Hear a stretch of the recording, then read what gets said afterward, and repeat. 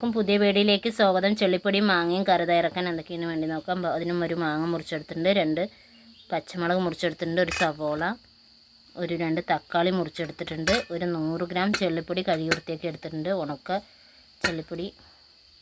ചട്ടി ചൂടായിട്ടുണ്ട്, എണ്ണ ചേർത്ത് കൊടുക്കാം.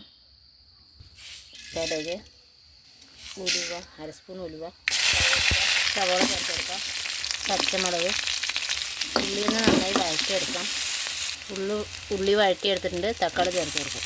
കറിക്ക് ആവശ്യത്തിനുള്ള ഉപ്പ് ചേർത്ത് കൊടുക്കാം. മെയിനിൽ ഉപ്പുണ്ടാവും, അതുകൊണ്ട് നോക്കിയിട്ട് വേണം ചേർക്കാൻ. 1/4 സ്പൂൺ മഞ്ഞൾപ്പൊടി, 1.5 സ്പൂൺ മുളക് പൊടി,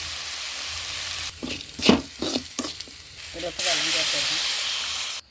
അരപ്പിന് 1 മുറി തേങ്ങ എടുത്തിട്ടുണ്ട്, അരച്ചെടുക്കാം. മാങ്ങയും ചെള്ളിപ്പൊടിയും ചേർത്ത് കൊടുക്കാം. അരപ്പ് ചേർത്ത് കൊടുക്കാം. 1 കപ്പ് വെള്ളം ചേർത്ത് കൊടുക്കാം. തിളച്ച കറി റെഡിയായി. എല്ലാവരും ട്രൈ ചെയ്ത് നോക്കുക. കറി റെഡിയായി. 1 സ്പൂൺ പച്ച വെളിച്ചെണ്ണ ചേർത്ത് കൊടുക്കാം.